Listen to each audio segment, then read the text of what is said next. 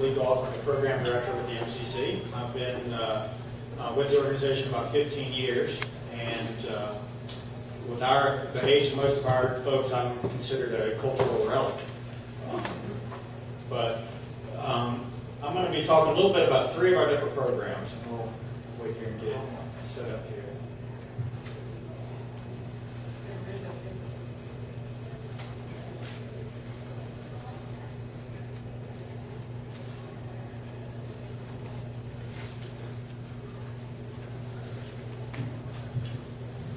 That picture just won an award through AmeriCorps. It's one of the AmeriCorps program pictures from the field. So, the mission of MCC is to equip young people with the skills and values to be engaged citizens to improve their communities and the environment. So we use trails and all the natural resource work more as a vehicle for development of members. It's about getting the work done a little bit, but it's really about the experience that those folks have as they're doing all the natural resource work.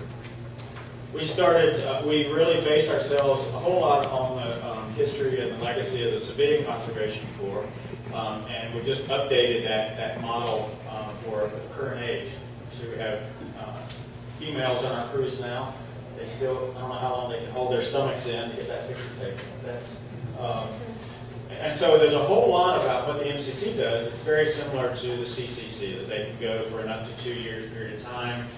They get a living stipend instead of a hourly wage. There's education involved in the program. Mostly it's designed around a crew doing natural resource work. We started in 1991 as a summer youth employment program.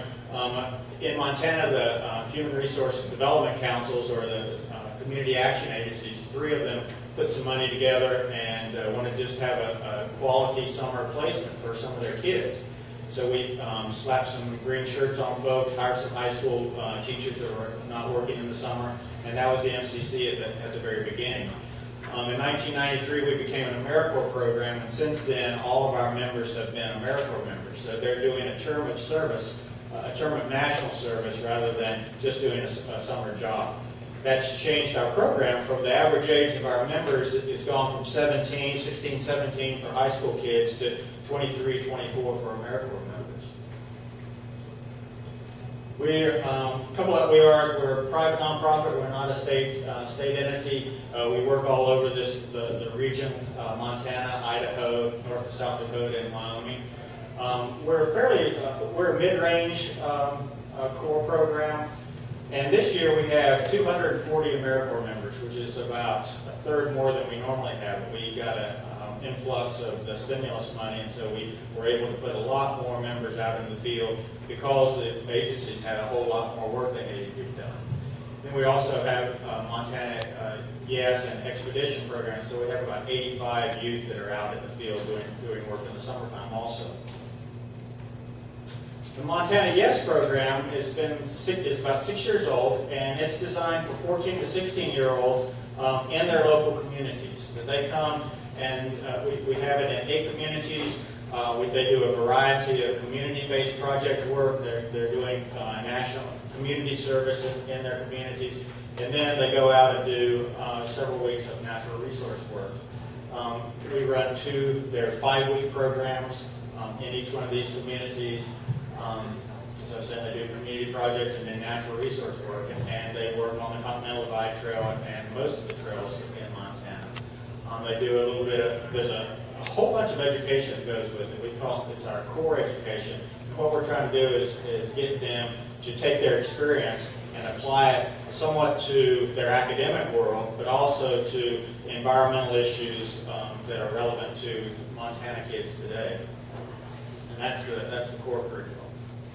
Montana Expedition is designed for either alumni of the YES program, or it allows us to hire kids from all over the state instead of being restricted to the communities where the YES program runs. So we're able to serve kids from Sydney to Ekalaka up to Kalispell.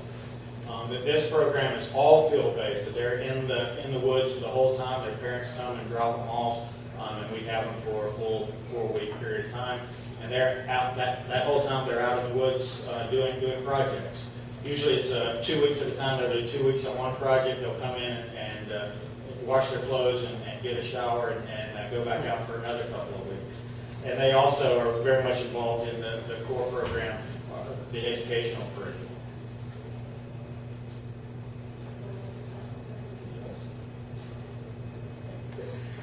I also want to talk, I know this is about youth programs, but our AmeriCorps members is the meat of our program also, and those members range in age from 17 to 30. And if we're talking about the next generation of land stewards, and certainly our AmeriCorps members are a part of that for sure. The way that program works is that this year we will have 44 members that are leaders that start in February, and they go through a 3-month leadership development program. There's a couple of months, if you can think about Montana in the wintertime, there's not a whole lot of trails being dug in February and March. So we're able to, during that period of time, do a whole lot of leadership development, communication skills, conflict resolution, how do you run a crew, administrative pieces. We pack all of those leaders up and take them to Idaho. It's a little bit lower elevation in the middle of April, and they do 2 weeks of technical training where they learn how to build trails and use chainsaws safely and how to lead crews in the backcountry. Then they're able to come back for a final month, and during that time they're able to they put their skills that they've been learning over the last 2 months together with their own experience as a crew, and that they're out doing natural resource work themselves for about a month or so before their members come.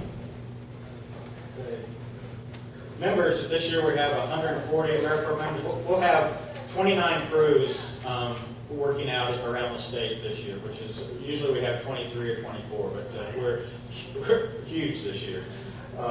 And they start out at 7-person crews, two leaders that are all AmeriCorps members. There are 5 AmeriCorps members that are the crew members, and they're out on spike camps for most of their term of service. There's a couple of weeks of orientation where we get them familiar with the MCC, our legacy with the connection with the Civilian Conservation Corps, and some technical skill training.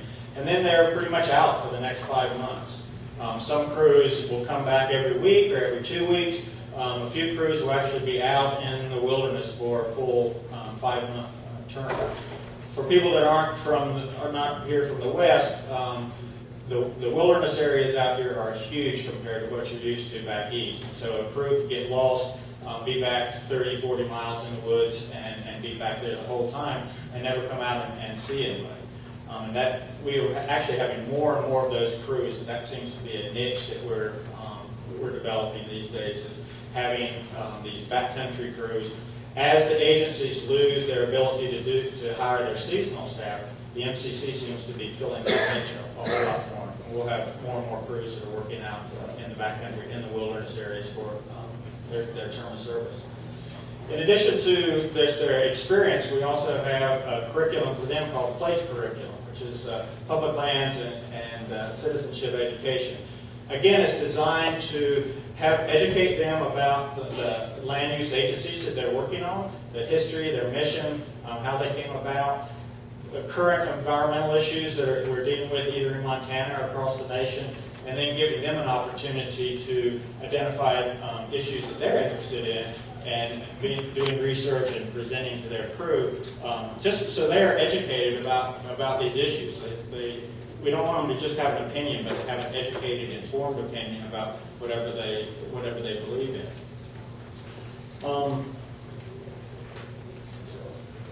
We do just all of the variety of natural resource projects, mostly trail building and maintenance, but also stream restoration, habitat enhancement, historical building renovations. For example, towers, some of the old fire towers are being renovated to become rental cabins, and we have been doing a good bit of that work.